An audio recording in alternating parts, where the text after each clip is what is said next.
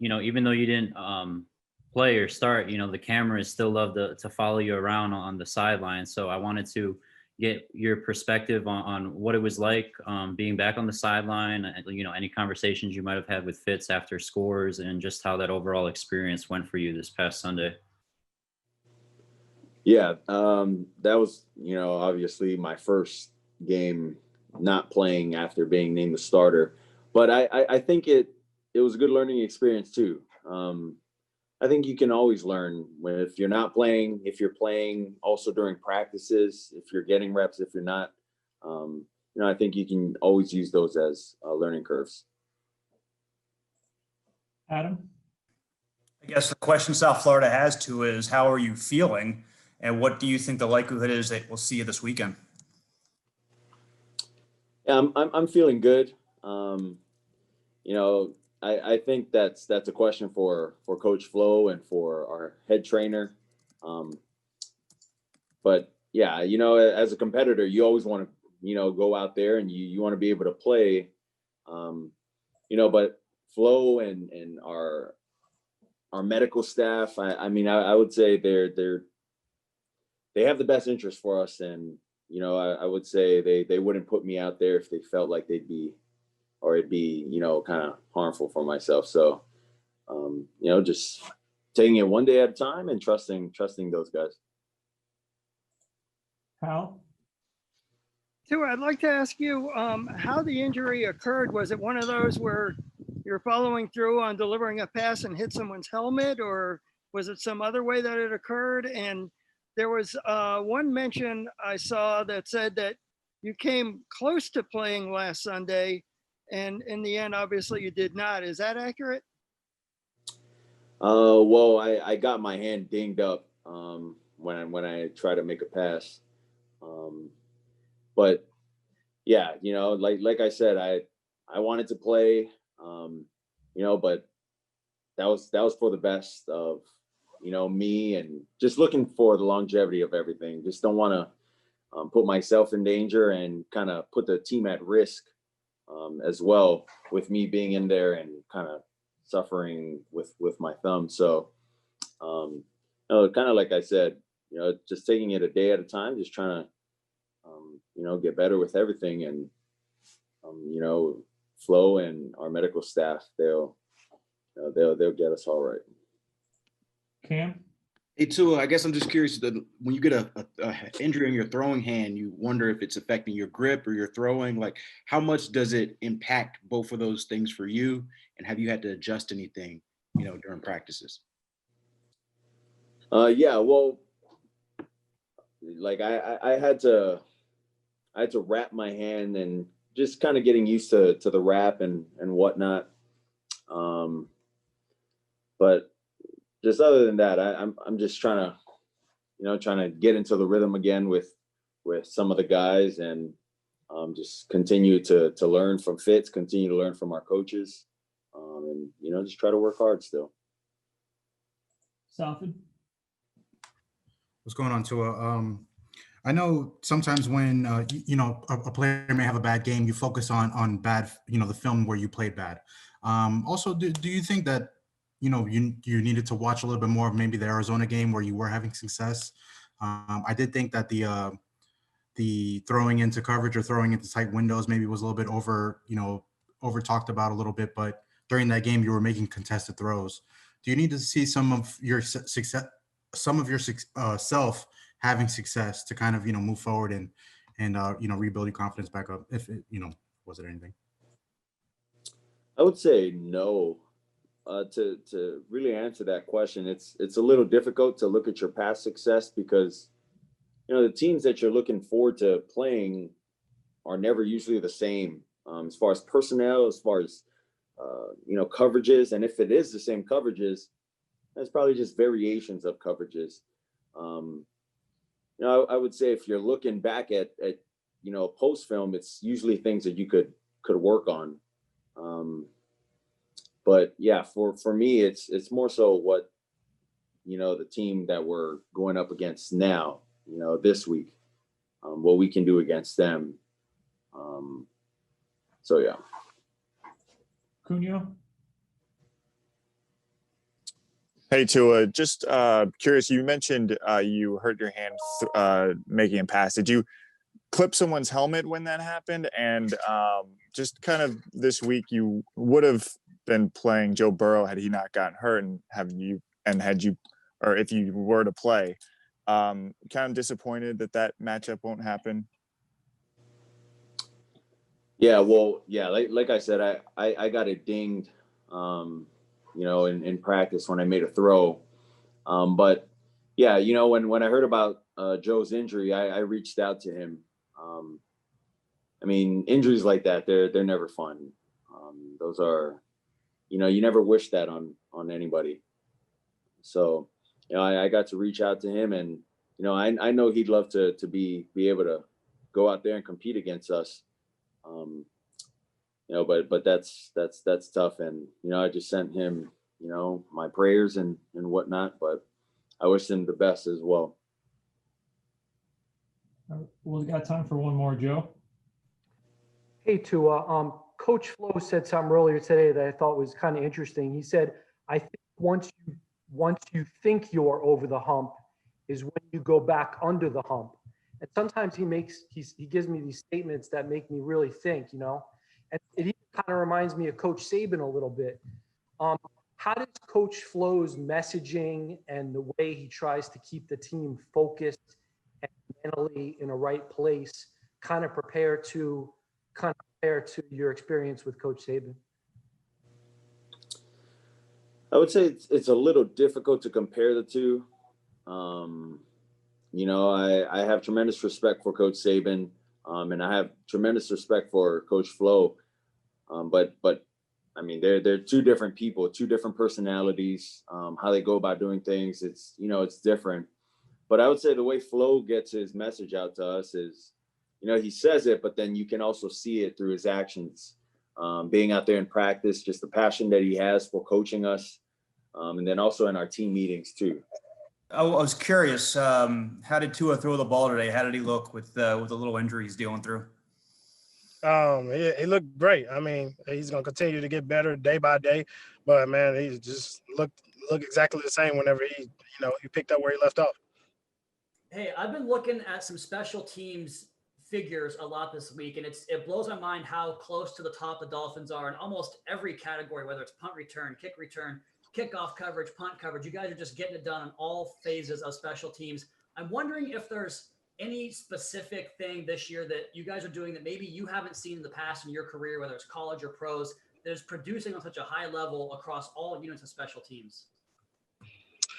Man, I don't think it's just a certain thing that we're doing together, like doing different. I think it's just that we just enjoy, playing together and going out there and having fun and just love, we know that special teams is a big part of the game, and special teams can, win or lose us the game. And we want to be great on every phase. So we go out there, whether it's punt return, kickoff, punt, we go out there and we want to pin those guys in, or we want to flip the field. So, man, we harp on that, and we go out there each Sunday and get that done. Joe? Hey, Jakeem, good to see you. Coach Flores sometimes gives us these quotes that really make me think that they're pretty deep. Like yesterday, he said, "You can't get to where you want to get without handling what's right in front of you." And then today he said, "I think once you think you're over the hump is when you go back under the hump." And they really, I'm guessing that he uses these kind of phrases and messaging with the team, right? Can you tell me what you think about that and how often he delivers these types of, second level messages? Me personally, what I think about it is when like quotes like that is like he's saying, don't be complacent, continue to grind, because once you think you got it, you don't got it. That's where it comes and gets you. And so I think overall that message and those quotes that you're saying is saying, never be complacent and always keep your head down and stay tunnel vision and continue to grind. Safin? Hey, Jakeem, wanted to ask you about the hamstring injury. We saw you pop up on the injury report with last week. I noticed some of the offensive alarm going off. So I noticed some of the offensive snaps were limited, but you were still pretty effective in special teams. Just how you doing health-wise? Oh man, I'm doing good. Getting better day by day, and continue to run fast like always. But yeah, man, look, I'm feeling good. So like I said, like just getting better day by day. Cam? Jakeem, what's up, man? I guess I'll piggyback off what Safi was asking. With the fast dudes, you often get those soft tissue injuries. I know you kind of battled through some, but you played every game this year. How important is it for you to play 16, and stay healthy the whole year? Man, it's great. Man, it kind of taking me back to the college days, just grinding it out, and through bumps and bruises and things of that nature, and it takes me back 2 years ago where for the last 2 years I missed a total of probably 12 games, and all I was thinking to myself, and I talked to Kyle, I was just like, I'm not allowed to be hurt this year, you know. And I'm gonna take care of my body and do everything that I can to make it through this whole season. And that's the thing about being in the NFL is longevity. So, I did a great job taking care of my body this off season, and and that's why I'm able to continue to play out through this season. Adam? You mentioned that longevity, and it's something that, as an NFL player, it's a skill I guess you can build. Like when you came in as a rookie, all players come in as a rookie. You're not prepared for the level of work and length of the season. You have a ton of rookies in this team that are playing huge snaps. What do you tell them about keeping their body right, so if they do start to feel some of that fatigue hopping up on their back, they push through it? I would just say, man, get with some guys or some vets and get those resources to get your body worked on, and they're able to like iron out those bumps and bruises and get things adjusted so you can be able to finish out through the season. Because I remember as a rookie, as me, I'm just a guy coming from college, not used to getting massages all the time and getting worked on. So I was just saying, find you a vet or get with with Dave, or get with our training staff, and just ask them what you can do to push through this, push through to all 16 games. All right, we'll take two more. Joe? Jakeem and Brett, I see Hal Habib is also in the queue. It looks like he has an incredible house. I don't know why he's never invited me to his house. But Jakeem, we both work for Palm Beach. You would think he would invite me. But I think we're going to talk to Jason Sanders in a little bit. And I think a lot of people are kind of pushing you and Jason for the Pro Bowl. What do you think? How good a chance do you think you and Jason have? Man, I think we got a good chance. We go out there each week and put great things on film.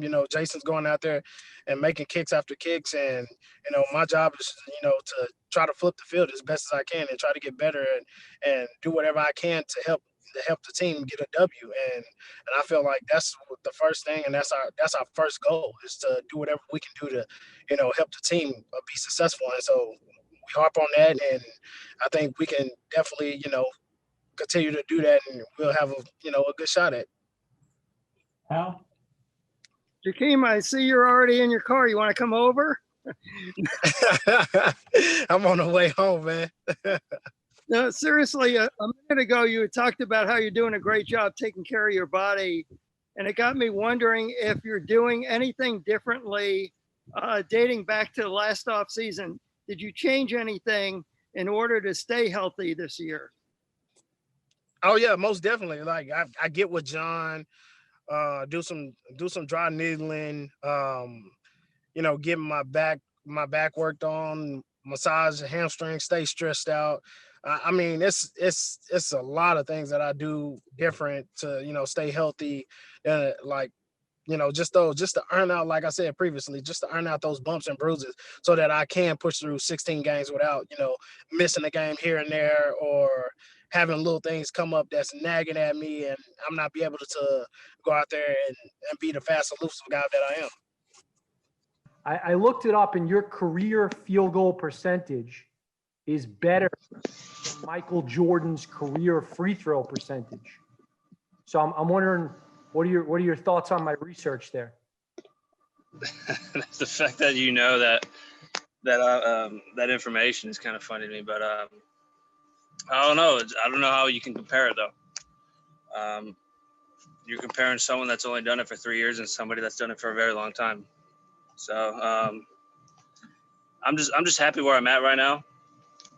I've been kicking the ball really well, and I'm just excited to see where it's gonna go. So I got 4 or 5 more weeks just to focus on one game at a time. Travis? Hey, Jason, I'm going to come at you with some more stats. Maybe not quite as good as Joe's there, but I was looking up some kickoff return yardage against stats, and you guys lead the league with just 16.8 yards per return. I was curious what overall contributes to getting stops on kickoffs, and what's your goal when your plan as a kicker is to not punch it out of the back of the end zone? Like, what's your target point when you're kicking off, not going for a touchback? Yeah, so I mean, you got 2 kicks. You can try and pound it out of the end zone, or you could try and hang it up for a little more hang time and make it a returnable ball. But you got to give a lot of thanks to our cover guys. We got a lot of good guys on kickoff, so they've been doing a lot of good work this year. And you gotta give props to Crossman too. I mean, everything we do is a play from Crossman. Al? Hi, Jason. I know that sometimes, like with soccer players, they will train using an especially small target in order to help their accuracy. And you being now the most accurate kicker in Dolphin history, I couldn't help but wonder, what do you do to improve your accuracy? Do you have any special drills that are out of the ordinary, or do you train on a especially small goalposts? How do you perfect it? Well, it all starts with picking a small target in your background. So when I'm kicking field goals, I like to define a small target in the stadium. Could be a pole, could be a lettering on the stadium. But in the off season, I'm doing the same drills I do basically now. So the only difference in the off season being now is there's a couple of days that I might just kick at a pole. So I'm aiming at a smaller target. But other than that, I mean, I just want to treat every time I'm kicking the ball, I just want to treat it the same swing. So I don't want to develop a short field goal swing or a long field goal swing. You know what I mean? So I want to be able to have that same swing going through every kick. Dolphin? Jason, I imagine there's some other teams out there, some other field goal kickers that don't provide a sense of security or safety, knowing that when the kicker trots out, a 3 points will not be an option. But not that for you. I think your teammates probably have a little bit more comfort when you come out on the field, your coaches too. What does it feel? Do you have a sense of pride in maybe providing that for your teammates and the coaches? Yeah, but it also makes it a lot easier to kick field goals when you have a snapper that's giving you a great ball every time. And in case of a bad ball, you got Matt, arguably one of the better holders in the league, that puts the ball down almost perfectly. So when you have a good team working with you, it makes me be able to focus on kicking the ball and not other factors that might affect the kick. So I think a lot of the focus on me, myself, because I have good people surrounding me, makes it that much easier too. Dolphin? Yeah, just wanted to follow up on that note. I remember as a rookie, we had talked to Rizzi about you not having that kind of stability in college, right? How much of a factor really is that, as we've seen, you've had such better success here in the NFL than you did in college? Yeah, in college, I struggled a lot in college my first 2 years. I didn't really find my stride until my junior year, but when I found it, it all fell back on confidence. So, I mean, each kick running out on the field, if you truly believe that you're going to make that kick, or you're still confident in yourself, then chances are you're going to go out there and do a good job. So, I mean, right now, I mean, I can't go out there thinking, tough wins, I might not make this kick, so that's kind of what's helped me a lot this season, is just trusting myself and just worrying about myself instead of everything else. Hey, Eric, how you doing, man? I had a question for you about Josh Boyer. You've obviously been with him here for the last couple of years, and you had a relationship with him in New England previously. I was just curious if there's maybe 1 or 2 things that he does that that makes him stand out in a unique way that has helped this Dolphins defense be so productive this season? Yeah, I've been with him for, I would say probably pretty much my career. Yeah, now I think about it. But yeah, like a couple of things about him is the attention to detail is really the same as Flo. Like him and Flo are basically the same, person. They have the same mindset, the energy they bring every day, the attention to detail within the defense of any scheme, technique, fundamentals, all of that.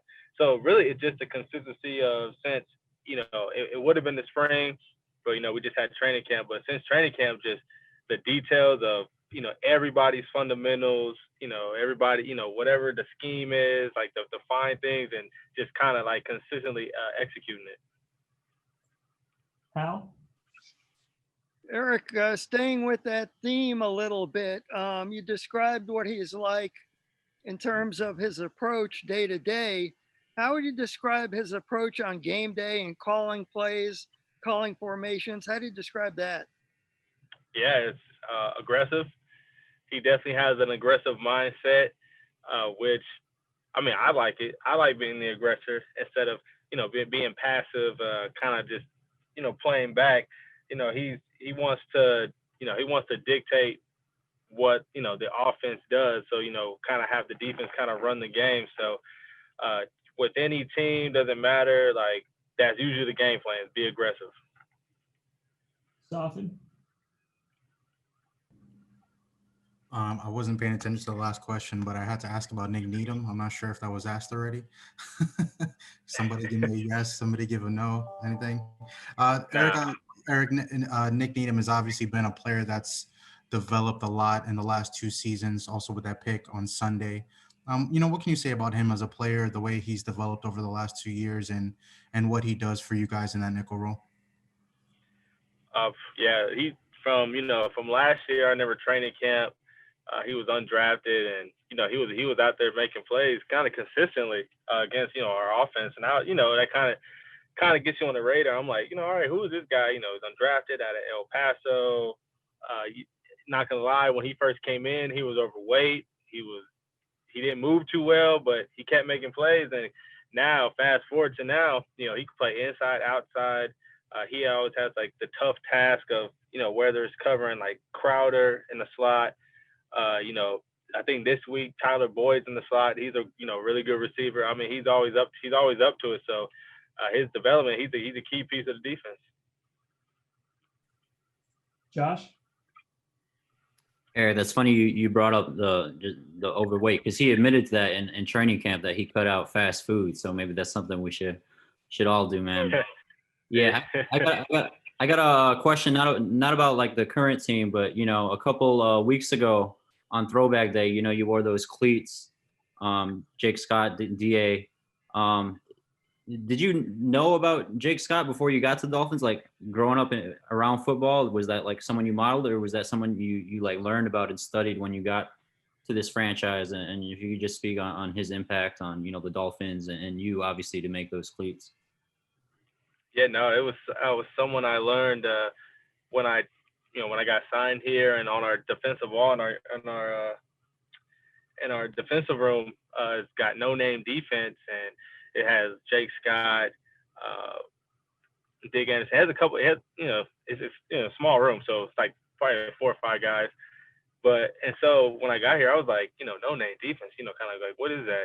And I studied up and looked it up, and I was like, Dick Anderson, Jake Scott, these 2 guys were like the real deal. The stats they had, all Pro Bowls. One of them was like a Super Bowl MVP. So, that's someone you got to pay homage to. Then I started I kind of watched like a little bit of old film, how they played their game, and I was just impressed. Steve?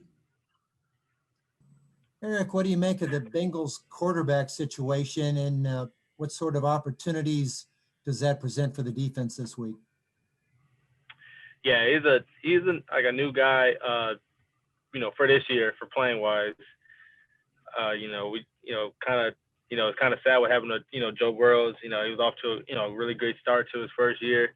But yeah, it's kind of how the NFL goes. And unfortunately, injuries. So, whoever's up is up. But, Brandon Allen, got one game film out of him, but he has an arm. He's an NFL quarterback, so I don't downplay anybody. If you're an NFL quarterback, you're in the league, you can play. So we still got to come with it because he can pick us apart just like anybody else. Eric, you as a rookie, you were able to start all 16 games, which is pretty rare. How were you able to do that, and how tough was that last month for you? As a rookie? Yeah. Oh no, I didn't start all 16 games. No, I'm sorry, you played all 16 games, right? You appeared in all 16 games? You can say that, right? I was on special teams, get a couple snaps here and there. I didn't really start playing until like the last 5 games, but if you want to talk about like that rookie wall thing, I think that's where you're going. I talked to like Brandon about it because I hit my wall my second year. That's when I played all 16 in some playoffs, and that's when I hit it, and I was like, oh my God, this wall is real. Like, I'm mentally and physically just like out of it. But I talked to Brandon about it, and try to give him a couple of tips on how to keep it going, because in December is the most important month of the year, for football, because everybody's trying to make that run, make that jump. So if you're going with that, yeah, like that I wish I played all 16 my rookie year. Travis? Hey, Eric, I'm going to go back to something Josh asked you about with the cleats. I was curious, coming up on Sunday for My Cause, My Cleats, if you've got anything you're wearing and something you want to kind of get the message out on. Yeah, I'm supporting. It's a group called IMJ, International, or IJM. I keep getting mixed up. International Justice Mission. What they do is they focus on like child slavery, kind of obviously in like different parts of the country where either human trafficking, child slavery, sex trafficking, all that. They focus on kind of saving those kids, adults, doesn't matter, because there's a lot of stuff going on in other countries that obviously doesn't really get in the news too much. So I kind of want to support them on my cleats. Say 2 more, Cam. Eric, what's up, man? Two-parter for me, for you, if I could. First, the style of defense you guys do where you're confusing people at the line, where you're not really showing who's coming. What do you guys call that? I know some people call it amoeba, and I'm not sure if you call it the same thing. And second, when you hear Josh call that defense for you, what does that do for you as a safety? What do you sort of feel? Yeah, when we get that, you talking about like when everybody's like all up on the line? Yeah, when everybody's all on the line and they don't know who's the mic, they don't know who's coming. You guys are all kind of standing up to try to confuse them on who's blitzing and who's dropping the coverage. Well, I don't want to give you the play call, just in case they might hear us say that on the field. But but yeah, no, when we're up there, we have, we have like different variations where we try to give the same look, but obviously, different pressure, whether we're all coming or we're dropping back or only he's coming or maybe I'm coming. But as a safety, if I get that look where if the tight end, based on wherever the tight end's at, if I get that look, then sometimes I'm coming, sometimes I'm not coming, sometimes we're dropping to a zone. It really works well because it gets, kind of everybody on their toes. It's like, okay, it's not like they're coming every single time we're, all lined up. So you got to keep the offense thinking. All right, last one, Joe. Hey, Eric, thanks for your patience. Thanks for your time here. We appreciate it. We do enjoy talking to you. Sometimes Sometimes Coach Flo gives us a quote that kind of makes us stop and think. Yesterday, Coach said, you can't get to where you want to get without handling what's right in front of you. And I'm kind of wondering, how often does he sort of set a tone, deliver a message, reset the mindset with, conversations or phrases like that? Yeah, it's every week, every, like, let's say like Mondays when we're, looking to the new opponent. It's every week he always, always telling us don't look ahead of, whoever we got. Like last week, like the Jets, they were 0-10, and it's easy to like just look past them, but it's the NFL. If you don't play your game, you're gonna get beat. Like, it's not high school ball where you just just out talent the other person, right? So every week he says, like, don't look past, whoever we got. We got to put our all into it. Cause plus that only makes us better. If you look past someone, obviously you're not gonna play your best game, and you're not gonna get better. And when it comes to, let's say, more challenging teams, we're not gonna be prepared. So each week, we just got to get better, and like that's kind of like the message he just preaches every Monday and Wednesday and Thursday and Friday.